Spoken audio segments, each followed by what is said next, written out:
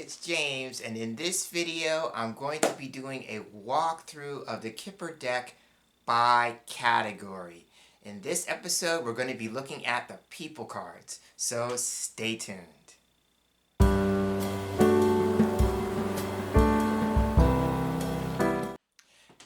Thanks so much for tuning in and joining me for this video. If this is your first time here, I'd like to say welcome, and if you're a returning viewer and visitor, I'd like to say welcome back.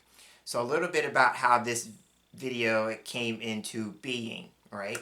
I had a viewer whose name is Eloy, so I hope I'm saying that correctly because I actually didn't speak to Eloy. We had a conversation through Instagram, so Eloy sent me a DM on Instagram asking me if I would be willing to make some videos highlighting the different card categories that are within the Kipper card deck system. And so I thought, sure, why not? Because I would be doing two things. I would be honoring the request of a viewer. First off, Eloy, thank you for watching the videos. I do appreciate that. And second, I get to showcase a deck that I made for myself. I made my own Kipper deck. And so the deck that I'm going to be working with is going to be the Kipper of Himm. So that is the name of my personal Kipper deck. So a little bit of story about this. I had spent some time this year exploring my genealogy. And so a lot of the ethnicity estimate reports that I got back, because I used different ones, they showed or revealed to me a certain percentage of German ancestry, which I found intriguing. And then it made me think of my middle name, which is Himm, which is the name that's on the deck.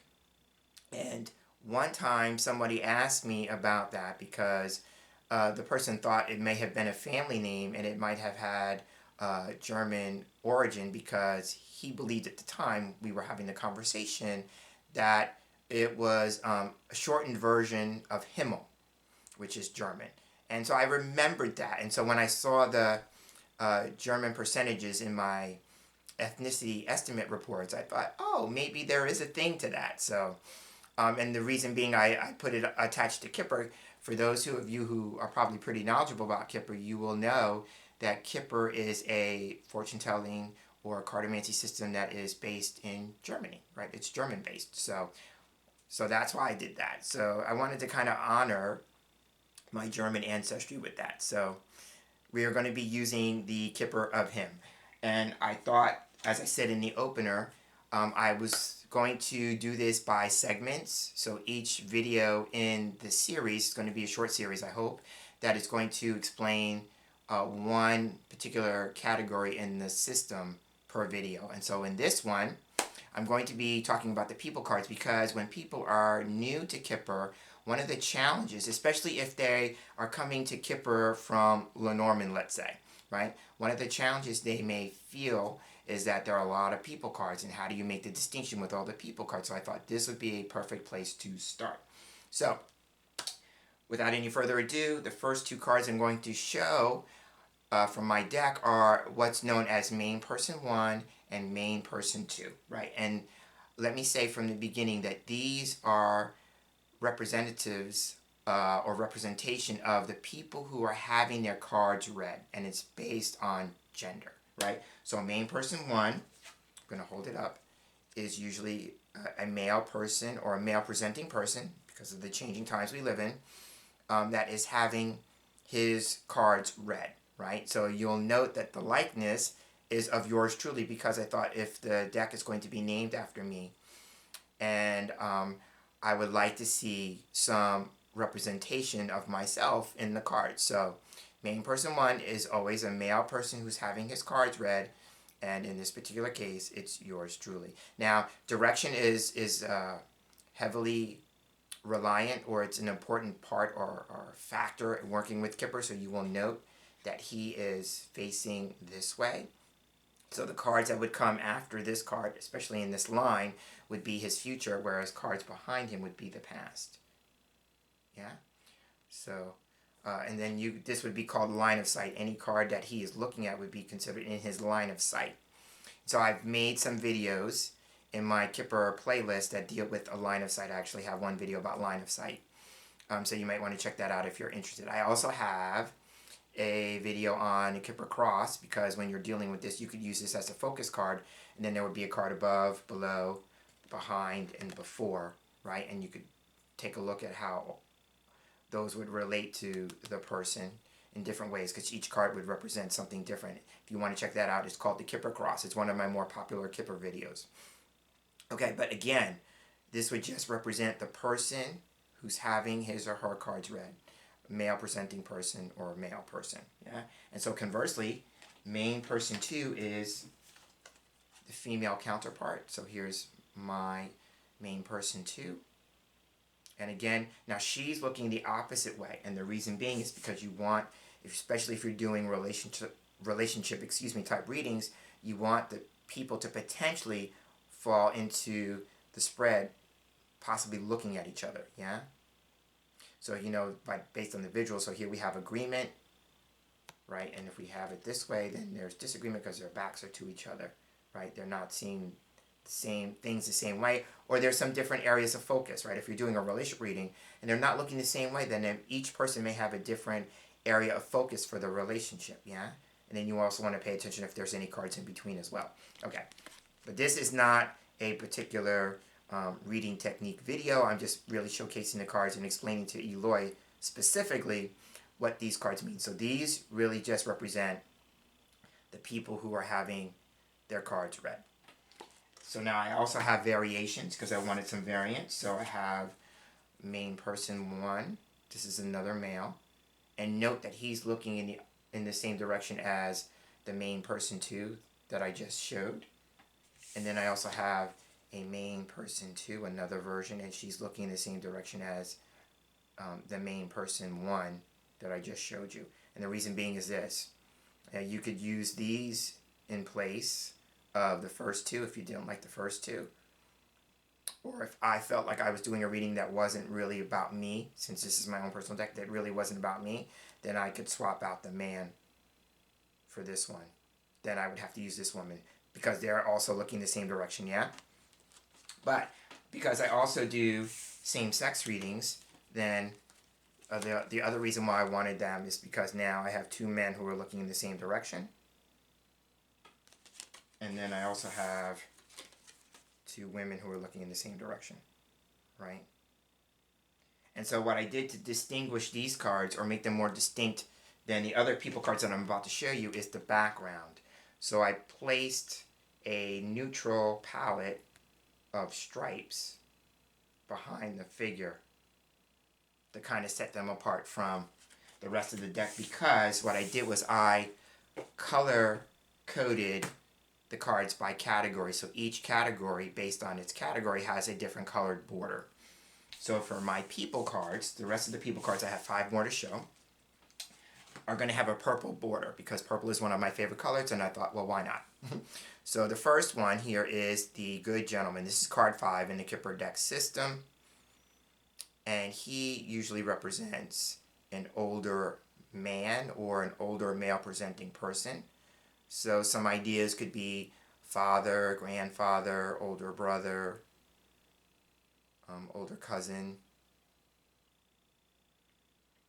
Somebody who's older than main person 1 and 2, right? If we go, remember that the main person cards are representations of the people who are having their cards read. So everything is in relation to that, right? So this would be somebody who is much older. I've had people in the past in my Kipper card experience, especially when I'm doing readings with them, if they felt like they were an older person, they would want to identify with this person, and no. It's always, you are always going to be main person 1 or main person 2 in your Kipper card readings, right? Again, based on gender or how you identify, right? And then every other card is in relationship to you, right? So some other possibilities, if it's not familial, right? Because all those associations I ticked off could be familial. If it's not, then 2 things. Number 1, this could be a male person of authority, right? If you go with the idea like a father figure is a male person of authority, right? So this could be a boss, manager, leader, supervisor, something of that nature, with the idea that he is male or male presenting. Usually, depending on the surrounding cards, this is a person who is helpful to main person 1 or 2. But that would change if this card was close to a card like false person, because then it's about sincerity being questioned, right? And again, you'll notice that somewhat direction. So this would be, you know, line of sight. He's facing this way. So all the cards that would be in this, in front of him would be future, behind him the past. So again, that is good gentleman. I almost said main person 1. A good gentleman. And then card number 6 is good lady, right? So this would be the counterpart to good gentleman. And again, if you notice, I was very intentional here that they are actually able to be facing each other. So this could be an older couple, right? This could be, if we're going with the idea of familial, this could be father and mother, grandfather, grandmother, older siblings, older cousins, right? Or an older couple in relation to main person 1 and 2. Okay, so same thing. She holds the idea that she is helpful or beneficial to the person, main person 1 or 2, unless she is close to false person. Right, so that is good lady. Next up we have card number 12. This is young lady. This is also known as rich girl or privileged lady, depending on the Kipper card decks that you are using. Right, I decided I wanted to call her young lady. And I wanted some diversity in my my people cards. You'll notice that they are somewhat diverse. So young lady has the opposite meaning of like good lady, where she is somebody younger. So this could be a younger sibling, younger cousin. It could be a daughter, right? If you are main person 1 or 2 and you are a parent, then this could be one of your children, especially if it is a girl or someone who's female presenting, right? So that would be her. But she also has an additional meaning. She represents somebody's best friend, like, you know, like somebody's BFF. She represents fun. She represents creativity. So she is a card that serves a dual purpose. She could be a person, or she could be signifying some kind of theme, right? So she represents things like fun, creativity, beauty, things like that. So that is young lady. And conversely, we have young gentleman. This is card number 13. This is also known as good lord, or young good lord, or rich boy, right? So for me, he's wearing a business suit because in addition to the meaning that it could represent somebody who's younger than main person 1 or main person 2. So this would be maybe a son if you're a parent. This could be a younger brother, younger cousin, something of that nature. But he's wearing a business suit. For me, the additional meaning that he can be a card that shows up for business and finance, right? Playing on the idea of rich, right? So that would be something having to do with finances. But for me, it's more business because I'm self-employed. I mean, I work 2 jobs out in the world, but I also have my own business. So I wanted a card to represent that. So that's why he's wearing a suit. But this is young gentleman, right? And again, just highlighting like I did with the other cards, you know, there is a possibility here of agreement because they are looking in the same, or they are able to face one another, I should say. And with that, you know, cards like this would be his line of sight, cards for her would be her line of sight, that kind of thing. So those are the younger people. And then the last card that is a person card in the deck is card 18, and this is child. So child would represent somebody who's younger than young lady and young gentleman. So this could be somebody who's a baby, infant, toddler, right? And much like young lady and young gentleman, this card also has additional meanings. So aside from the fact that it could represent a baby or an infant or a toddler or like a preschool child, somewhere along those lines, It can also represent, an experience that's at its new stage. It's just beginning. It's just starting out. Right? Something that's in its infancy. Yeah.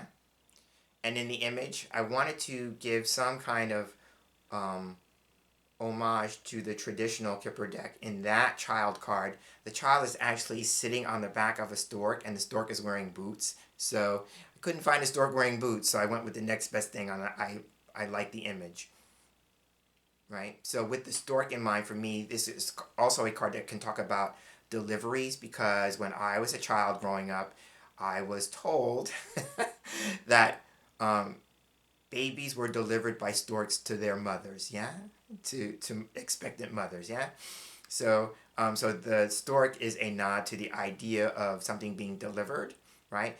But it can also be about expectations and expectancy, right? Because of the idea that the mother is expecting the child to be delivered, right? So that's where I get my sense of expectancy and expectations. Even though there is another card in the deck that talks about expectations, it's also noted in this card with the symbol of the stork. So again, this is the child card. It can represent an infant, a toddler, somebody who is a preschool age, a young child, but it can also represent something that's new, starting, or some beginning phase, something that is in its infancy, or something that's even small or minor if we go with the size, right? Sometimes this card can talk about size. It would be something that's relatively small or minor. And there you have it. Those are the people cards in the Kipper card deck system. So in future videos, we're going to be looking at what's known as the stop cards, connector cards, cause and effect cards, and movement cards. So if you enjoyed this video, I hope you circle back around and check out those other parts, and especially for Eloy, because you are the one who requested this. I hope at least this initial installment was helpful and beneficial to you and your Kipper card cartomancy practice. So this is Jameson Mitchell signing off, and I will see you in our next video. And until then, take care.